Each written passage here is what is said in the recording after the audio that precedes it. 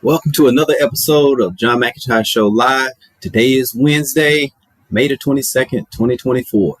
Where's the time going? It's a hard one to put. It seemed like just yesterday we were saying Happy New Year's, but we are here and let's get into the show. Glad that you're here. We're going to cover some wallet wins as usual. And I want to ask out there to please send in your wallet wins. Watch the show. It's live. Put your wallet wins in so we can celebrate and share them with you. And your questions, we welcome the questions and comments. Keep them focused. Money, career, work, real estate, business, any of those topics in personal finance, because that's what personal finance is. It's personal money issues that we discuss here. And so let's get started here with the wallet win.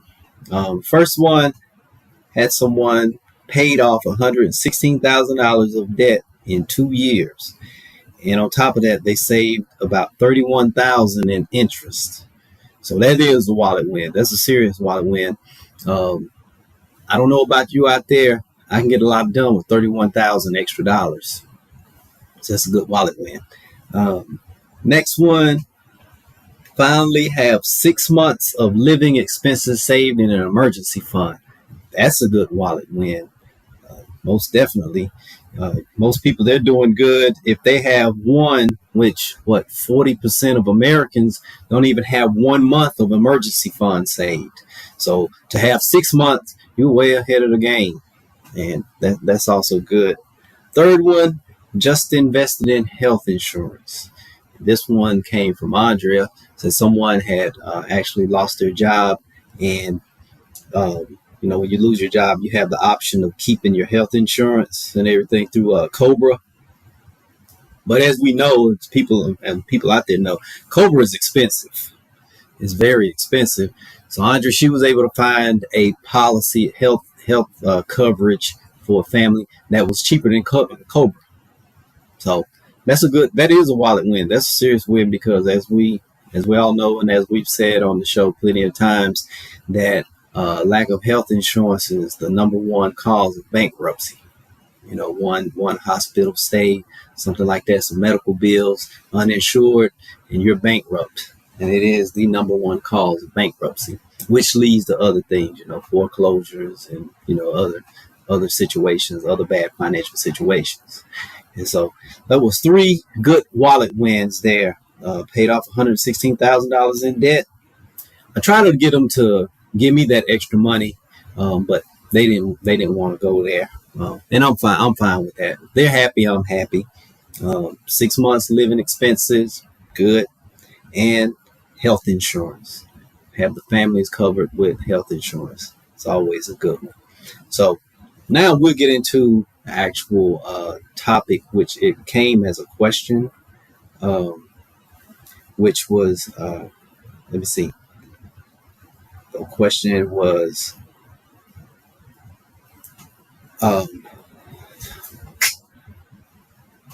I'm looking to switch careers.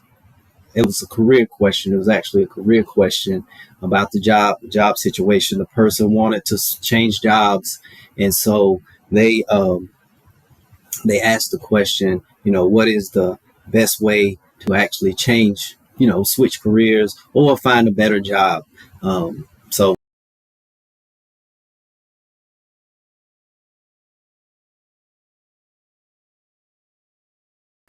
to actually doing, a job change, career or whatever, is to understand the core competency, because what happens with most people is they think that there's the perfect job for them out there, and there really isn't no one perfect job. When you talk to anyone, most of the time what has happened, a person that is happy in their career and their job, they found a job that met their, that had enough of the pluses, enough of the things that they was looking for, and they were just mature enough to know there's no job is going to be perfect.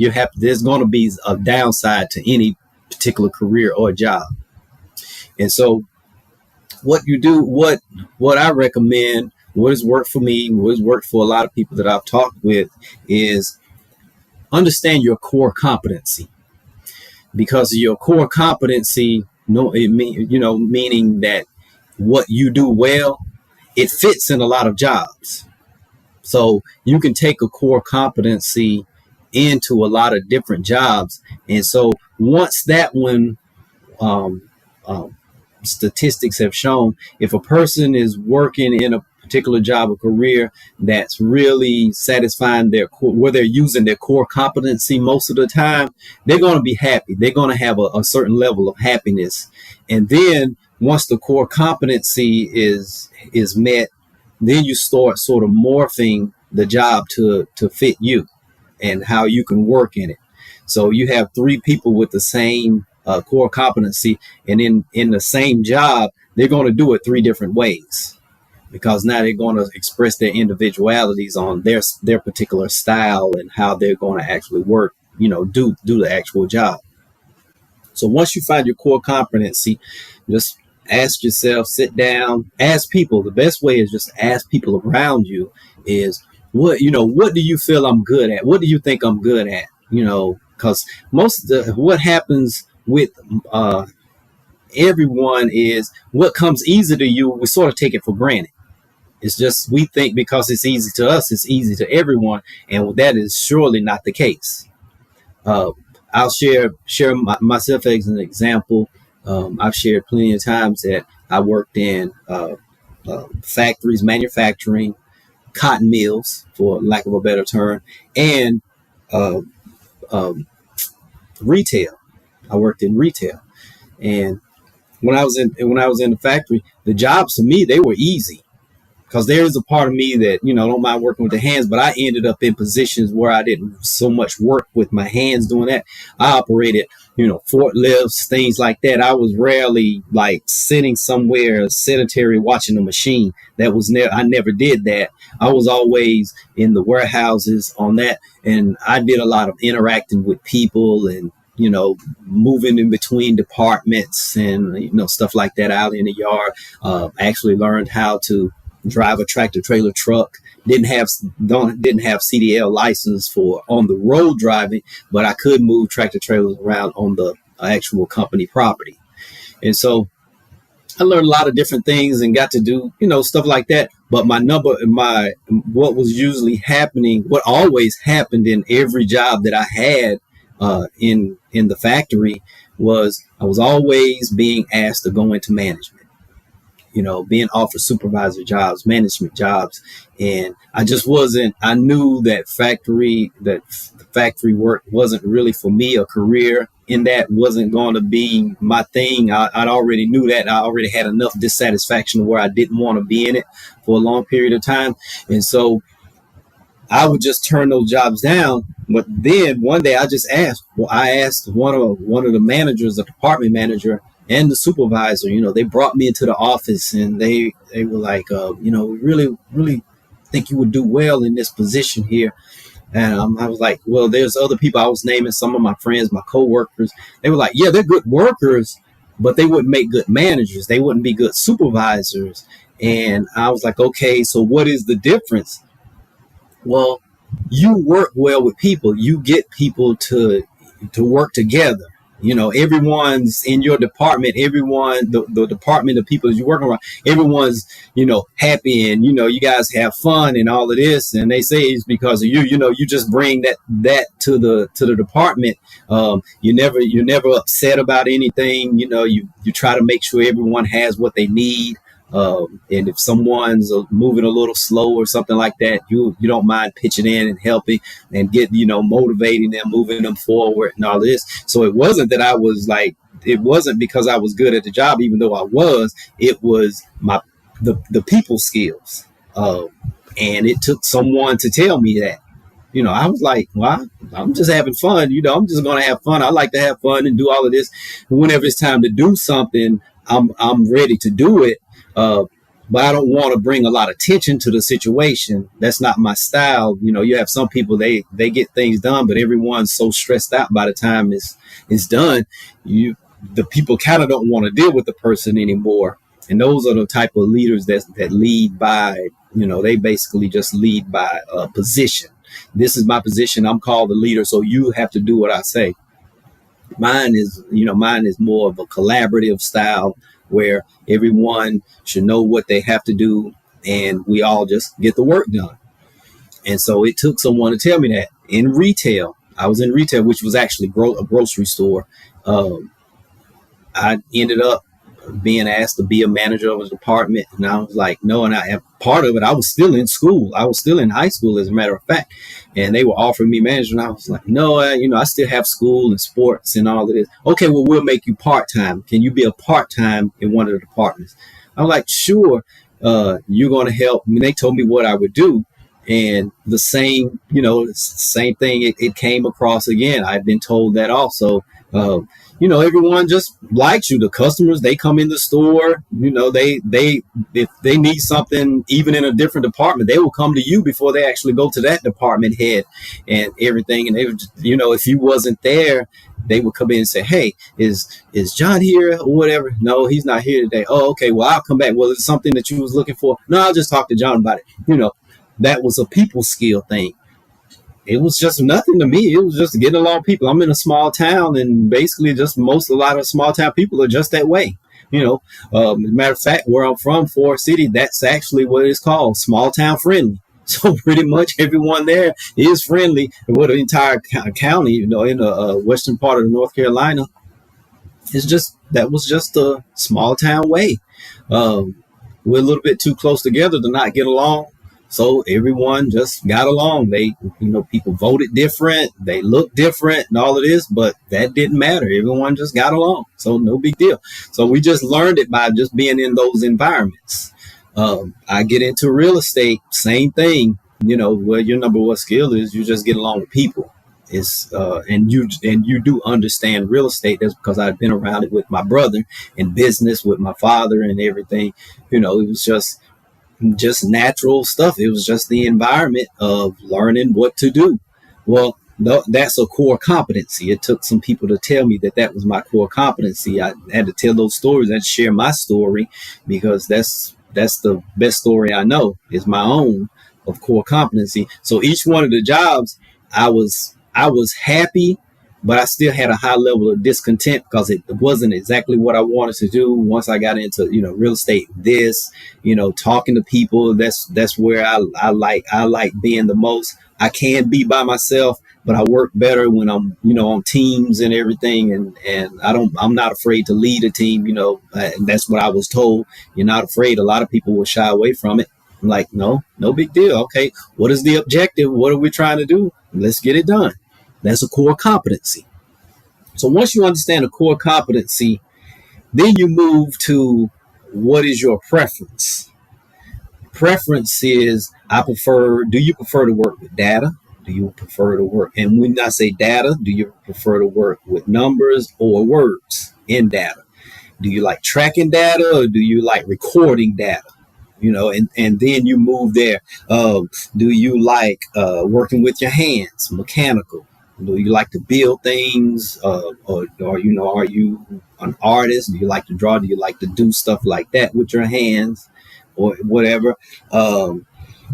People. Do you prefer to just work with people, or do you like to work with abstract? What is your preference? Do you like being alone? Do you like being alone, working alone, or do you like working in a team environment? So your core competency, your preferences, you're pretty much on your way in that, if you can follow those two. And then the next one after that is sort of environment. What environment do you want to work in? You want to work in an office environment. And I always tell people, when it comes to environment, close your eyes and see yourself working in your ideal environment, your ideal job. What are you doing and everything? And then go from there. Because some people, they say, well, I like working in an office environment. And then they find an office job and it's like, yeah, I like it, but I wish I was like looking out the window at the beach, or, something like that. So, okay, what location? would you like to work in? Then, the happiness level goes up and up and up. But if you're working in your core competence, what you're like naturally gifted at, then with the preference, the other things, they'll fall in line as you move forward, because then you get into a career that offers those two. Then you can start seeing, okay, that's however I choose to make it, because those types of jobs, they're everywhere. And now they're even global. You can work in other countries if you want to and still be here in America. And deal with the type of people that you would want to deal with, and the type of information or whatever you wanted to do, and have chances to visit those areas. It happens. It's happening right now as I'm talking here. People are doing that. They're living, they're working. Like they say, once you find your dream career position and doing it your way, you'll never work another day in your life, because it'll just feel like fun to you. Nothing will feel like work to you. So if you take those points into mind and understand your core competency, your preferences, then move into environments, you'll do very well as finding the right job for you. And like I say, there is no perfect job. Take yourself and put yourself into the job, and then make it your own. And so I hope that helped. Some quick pointers here. We're going to get ready to wrap it up for today. I'll be back tomorrow. But before I go, I have the question of the day. And the question of the day is, what are your earliest memories of money?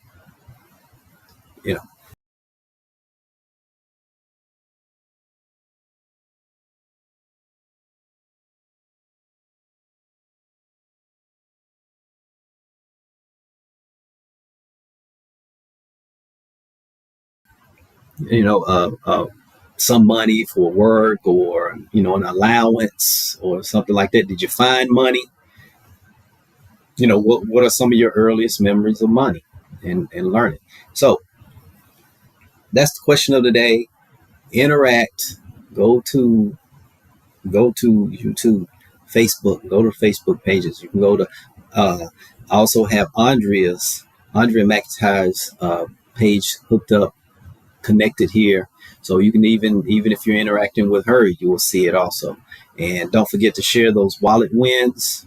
Don't forget to share questions, comments, responses. And like I say, if you need assistance with anything financial, if you're needing the insurance, looking at your overall financial picture just to see where you are, if you're going in the right direction, because that's what we like to ask here. What are you aiming for financially? If you need to figure out if you're hitting the target with your